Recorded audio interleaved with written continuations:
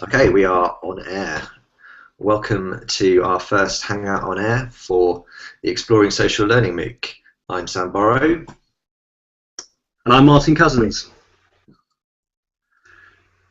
So we're going to not take up too much of your Sunday afternoon, morning, evening, wherever you are in the world, but we just wanted to use this as an opportunity to recap on the first week, to also be quite open about the thought process that we've been going through, because we've been adapting and emerging as things have gone. So we're going to talk about some of the sort of highlights for us this week, things that have surprised us, the challenges that we faced, how we've dealt with them or how we're dealing with them still, and then have a little look forward to what you can expect from next week's content. So Martin, what have been the highlights for you this week? Well, the first one is just the sheer number of people who are on the course, and the sheer quality and quantity of the discussion around the content has been, and the sharing of new content into the platform. So all of that, just, it never ceases to amaze me in these kind of experiences. What people have to say, and how they question each other, and how they question the ideas. So that's the big thing. It's just like that. There's been a lot of people doing a lot of stuff, and that participation and the energy around that I found really, really interesting, and it's been great. So I've really enjoyed being a part of that. I think the other thing is that we're talking about VUCA and volatility and uncertainty, and in some senses it feels like that's what this is like on this course in terms of reflecting what's going on in the real world. So I've been thinking about that quite a lot, because I think, I know it's another term, and I'm slightly cautious of explaining the world in an acronym, but I think it fits, and I think the discussion we've had around it and the Twitter chat we had on this just showed that it kind of opens the door to a lot of thinking around speed and agility, and so I found it really interesting, the discussions around agile, and some of the kind of frameworks that help you deal with faster pace of change in business, and how that might look in learning. So yeah, that's some of the highlights. So there are lots more, but they're the big ones. It's been really, really interesting and enjoyable so far. How about you? Yeah, again, it has really made me think about all of those elements, the VUCA type things, and adapting and dealing with emerging needs. So we actually started planning the first version of this course quite a few months ago, didn't we? Because we didn't actually know when it was going to run, but it was last year sometime, and yet it was actually only a few days before we started that we decided on the format that we've got now, isn't it? So it's not a big surprise that we've had to adapt and emerge off the back of that. But having the 4 weeks that we've got, and the topics for those 4 weeks, it's something that sort of fell into place and emerged out of different conversations and different needs and different possibilities, and it's continued to emerge and develop this week, and it's made me think a lot about how we deal with that and different ways of dealing with that, and that's been really interesting. So we've realized that if we take this approach, that we want to give people the option of being able to contribute in different ways, and not just having the conversations on Curator, and we have to give them different ways of doing that, and the different methods that are available offer positives and negatives. So I blogged a bit about it with the choice around using Diigo or using Listly and Google Docs, and again, there is no real right answer with this stuff. It's just trying different things and seeing what works. Yeah, I think also I would add, my other thing that and we talk about this a lot, is the questions that we ask around the content, and it's something that and I don't know why it always amazes me, but when you ask an open question as a provocation, it's just amazing. I'll stop saying the word amazing, but I am amazed.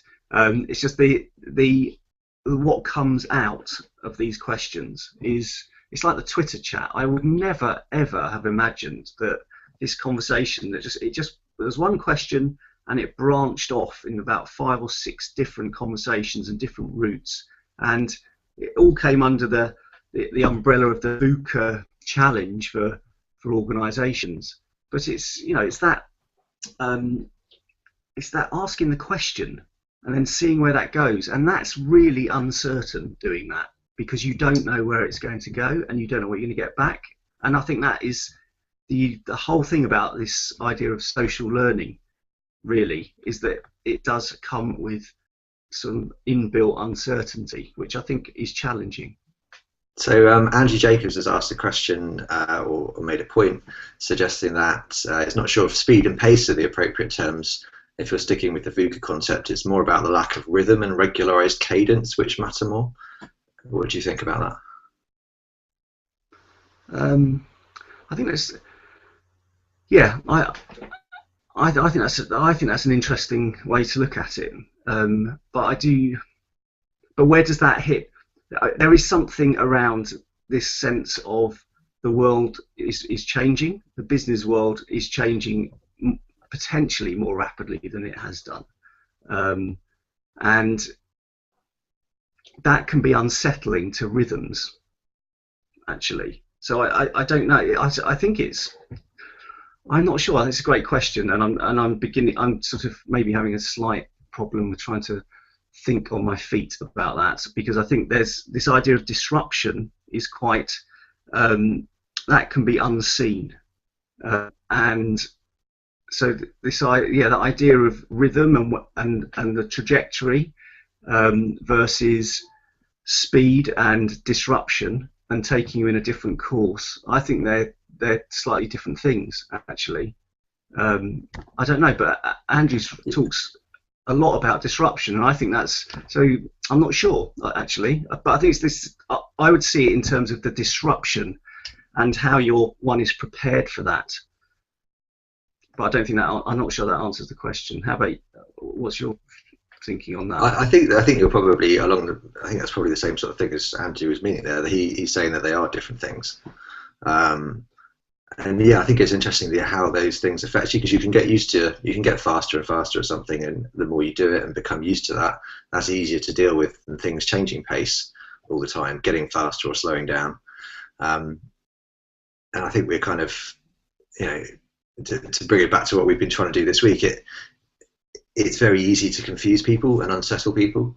So when we've tried to add new ways of doing things that people have wanted to do within the course, it's easy to go and find that functionality, but it then sends someone out into another platform and creates a different kind of feeling to that experience, and that could be unsettling. It can be as simple as not understanding how the interface works on like a different platform you've not used, or the barrier of logging in. But all these things tend to some people are more happy to go and deal with that stuff than others. I think also, we called it exploring social learning, and I've come to kind of like that concept more as the course has started, because if one thinks of oneself as an explorer, then maybe is that a useful way to think about this whole area, in terms of and as individuals and for our colleagues, that we are in some senses navigating our own way through all of this. And what comes with that. And I think so. I'm just sort of reflecting on that. I'm not sure what the implication is, but I thinking about the fact that individuals are more likely to be responsible for their own learning in the future, potentially, versus organisations doing it for them. Then that idea of finding your own way and having the skills and confidence and being trusted to do that, I think that is an interesting area too. But that's kind of come out this week for me. Cool. I just want to acknowledge a couple of the other questions we've got in here. So from Weeb Sweet, I hope I said that right. Weeb is just asking about the sort of general sort of aspects of how the MOOC works, and I wonder if actually, because we've adapted how we've how we've been doing this, if maybe we have failed to explain it as clearly as we possibly could have done. It's always the same thing, isn't it? To really refine a message and get it really, really crystal clear takes a bit of time and several drafts. And I wonder if by being so emergent and I don't want to use agile, but in that sort of way, maybe we failed to be as clear as we possibly could be with people who haven't had an experience in this, of this type before. Yeah, I think you're right. I think one must never overlook. Traditionally you call it hygiene factors. It's kind of, what is it people need to know to be able to do something? And in some senses, maybe we have been a bit kind of not more focused, but we're thinking about this as an emerging thing. But actually, it always happens within defined kind of a defined area. So we're in a platform, and it's like, so definitely the stuff around, well, how does the platform work? And we are working on a beta version of a platform.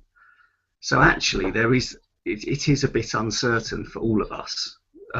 So I think that's quite interesting about how you are very clear about how things are working, even though some of them might not be working properly, and we are actually testing these out as well. So I think we're a bit on the edge of normal here in that sense. So I think that's been quite a challenge, because I don't want people to not have a good experience as a result of that, because that isn't the intention.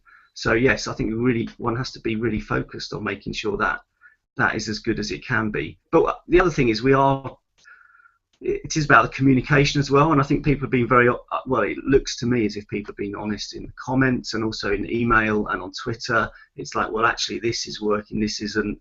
Can we attend to that? So we are trying to do that, and I'd encourage everyone to carry on doing that as well. Yeah, absolutely. I've got another question here from Simon, who asks, well, I hope this is the social learning MOOC. Never done a Google Hangout before, so not sure of protocols, etc. Again, we're kind of exploring how you use these as well. So this is a Hangout on air. There is a number of people that we can invite in to join us, but we haven't done that this week. I'd be absolutely up for doing that in future weeks. Sometimes it's a bit harder to organise, especially when people are all around the world. But the way this works is you can watch a live stream of us talking, and you can pose questions through the Q&A. And unlike last time we did this, we're actually aware of watching those questions come up and able to respond to them. So it's kind of a live aspect to the course, and we'll be doing more of these in the future, and probably we'll definitely be reaching out to some people that we know in the learning community who are doing some great stuff, so we can help them share their stories. Okay, we've got more questions coming in. Great. Okay, so one from Kate Herzog. Would you both agree that, if I pop this up, I'm guessing you can probably see it at the other end. There we go. Would you both agree that social learning bridges silos and develops communities across fields? And would you agree that you can still engage in social learning even if you are a lurker? So the great lurker question, Martin. I think I would definitely agree with the first side of that. Social learning can definitely bridge silos. Or you can use it to break down silos, and it's very much around communities. I mean, one of the things we'll look at next week, one of the sort of theories that we'll touch on will certainly be Wenger's communities of practice. So I think next week we're going to be we'll actually be looking at social learning finally next week.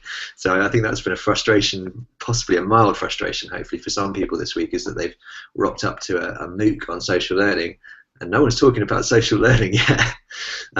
So I appreciate the patience people have showed this week to indulge our curiosity to go into the context in a bit more detail.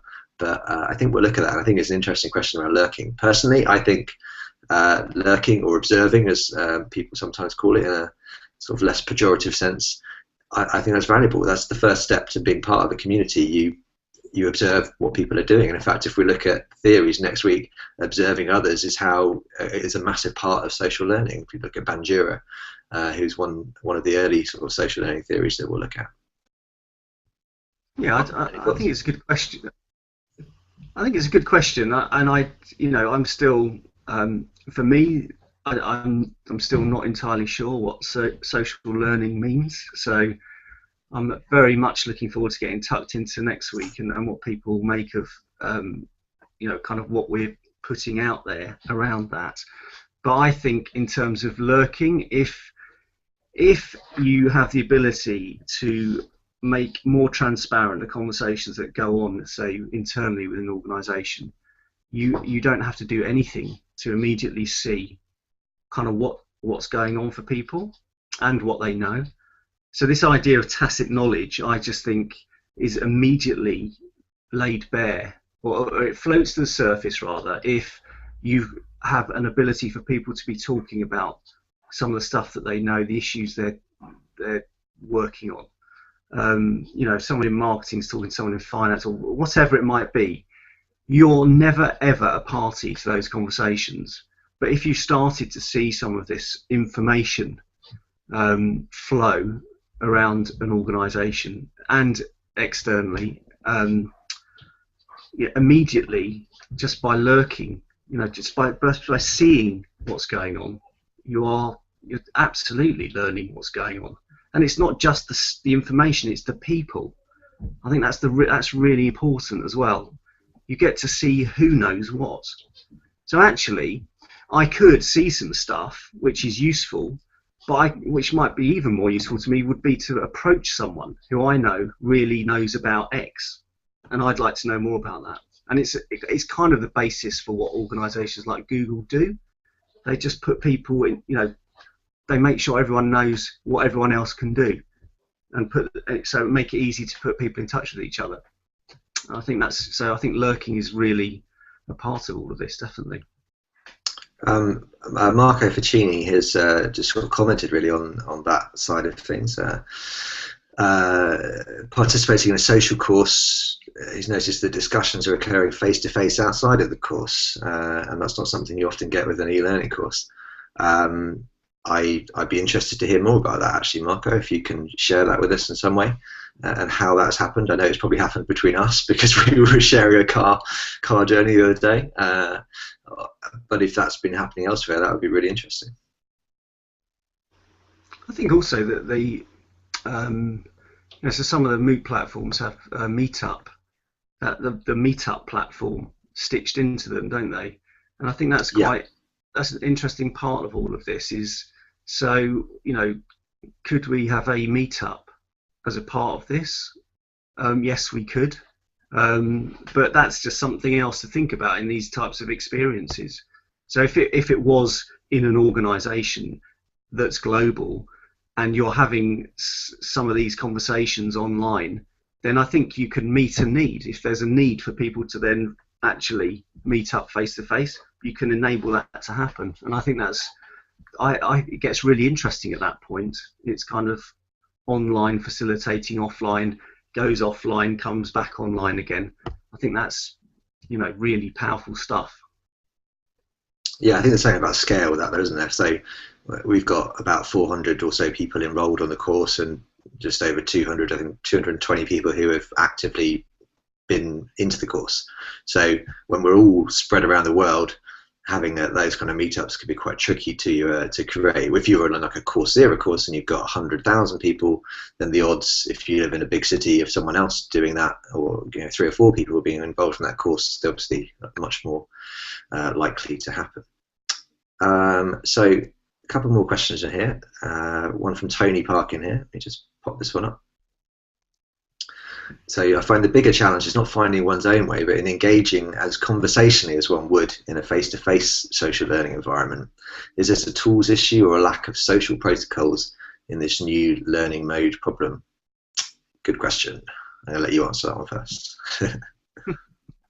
I'm not sure I think that's a really good question, and I think that we need to attend to that stuff, because I don't know. I mean, I've had experiences of building stuff and hoping people will come and all of that online, and it just didn't happen. So what is it exactly that really, how do you engage around stuff? I mean, I think that's quite difficult, but I think from some of my own practice, if you like, it's been quite interesting around just sharing things in the first instance. Now, I don't have a solution to this question, but I think there's a whole load of things that at play at once. But sometimes the idea of just sharing useful information that people might do something with, I think that can be quite an interesting start point. And I think the other thing is that this stuff takes time. I mean, at which sometimes we don't have time, so we're back to this VUCA stuff. But actually, you want to build a community, then and you're sort of working with people who aren't used to doing this, who aren't used to being online in that way, then actually that's going to take quite a lot of time, especially if the backdrop is, say, an organisation that's not very trusting of their people. It's just, you've got to get over those kind of challenges first. And then you have to kind of model the behaviour. So we always likened this, didn't we, when we set these up to a party? And it's that idea of, you're the host, you open the door, you let people come in, but you explain who the other people are. But you do all that stuff to make people feel comfortable. And I think that sort of way of being online is really, well, it's personal opinion, but I think it's really, really important. Because I think there are lots of people who are less confident about that, and for whom it would take a lot longer to participate. And sometimes we don't design in that amount of time, so it is a big challenge. I think it's also true that different platforms do have different protocols, don't they? And even within, so for example, like the way people communicate on Twitter is different to the way they communicate on Google Plus, is different to the way they communicate on LinkedIn, and it's going to be different to the way you might communicate on your internal Yammer network or whatever enterprise social network you might have.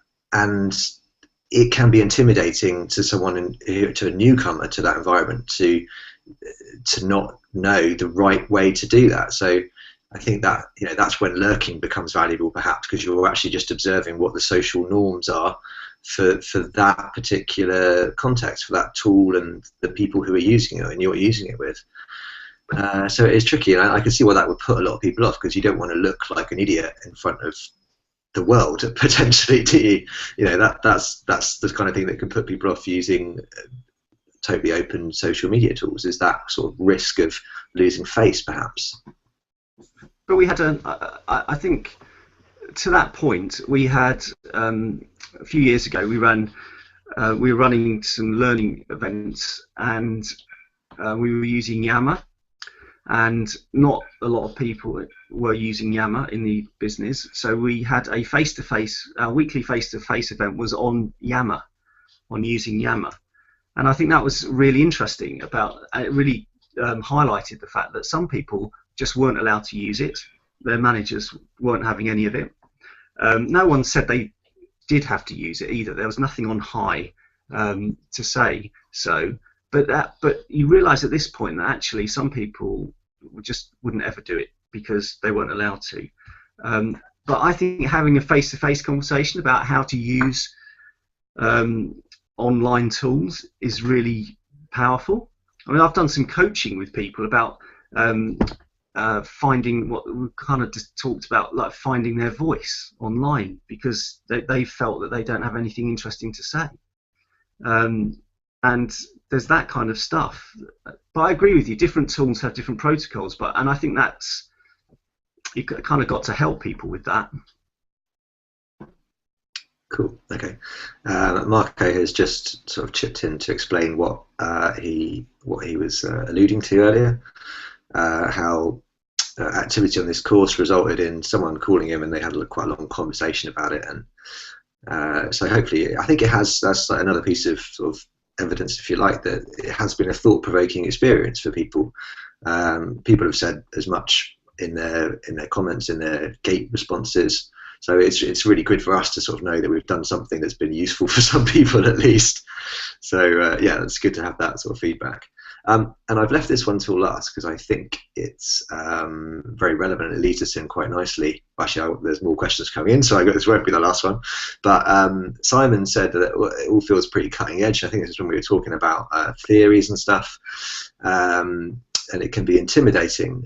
And he's not into the theoretical side. I think that's a really interesting point, because I don't consider myself as someone who's into the theoretical side either, and you're not an L&D professor either.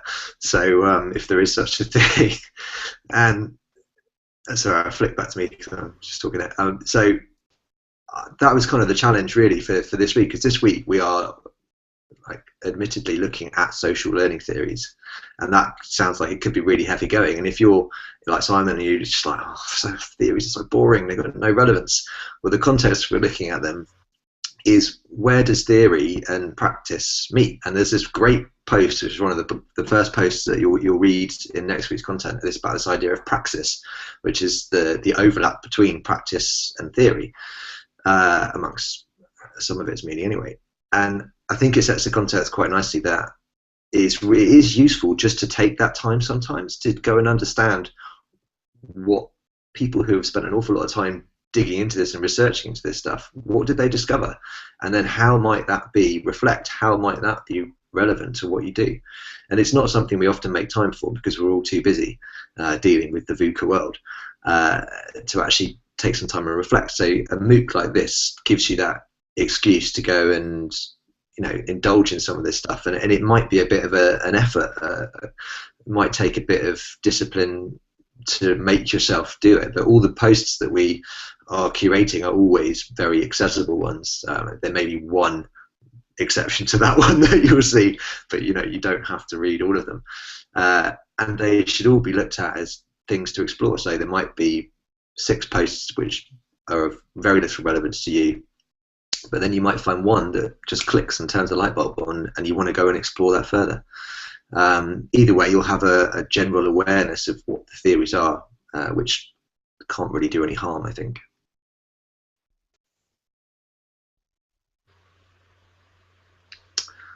Yeah, I would. I was going to quickly say that I think that I find that quite useful in terms of, where's the thinking, where's the practice, how far apart are they, do they cross over at all? And I think that kind of has to be established, because if it's not, I think there's this big void in the middle where people can jump in and start saying this is what this is, and there is an element of defining things as you go, but I think one has to understand where the thinking, where the work has got to on these theories, because they exist to help us understand the world. So they might well be behind practice, but then I think you then have to look at, well, the bit in between where there might be some other thinking, and where does that fit in? So yeah, hopefully it's not going to be too, as you said, it's accessible, but I think also, I would say there's a need for understanding that context. Cool. Okay, so there's some good chat going on down the side here. Sorry, Simon's just clarifying that he. Sorry, where's that one gone? There's loads of comments in there. This is great. I've lost them now either. There we go. So yeah, did not say there was no relevance in trying to build a business based on Curator and feel vulnerable because I don't know the theory. Well, I mean that's great, because we can actually, that's what we'll be digging into. And I know when I first encountered Curator, it was when Ben was doing presentations at the e-learning network, and he did bring it back to that theory, talking about Bandura and the sort of genesis of these social learning theories. So we will get down to that level of theory, and hopefully that will be useful for you and us. To be honest, it has been already. So okay, so just a few more points down here. So everyone's just having some chat there, really, and like Tony's pointing out some of the challenges actually that we've been facing this week is. Let me just pop this one up because it's a good point. Can we envisage ways that the discussion could stay within the MOOC and thus be shared more usefully to the group? And that is very much one of the challenges that we've been wrestling with this week. It's the way Curator works is that the conversation happens around the content, but sometimes you want conversation just to happen. So how do we make that happen without overloading people? We have actually set up a Google Plus community, but we haven't really communicated it because we're just going, is this going to confuse people? So, and then again, that's not within the MOOC necessarily. So on the plus side, we can then bring that back into Curator because we can create it as a learning object, and it's there, so people can take advantage of it. But it's not as holistic, if you like, as perhaps it could be. So it's really useful feedback. It's useful feedback for us as the designers of the experience, and it's useful feedback for the guys at Curator as to the kind of features that you feel that you would like to see. So really appreciate you sharing your thoughts and keep them coming.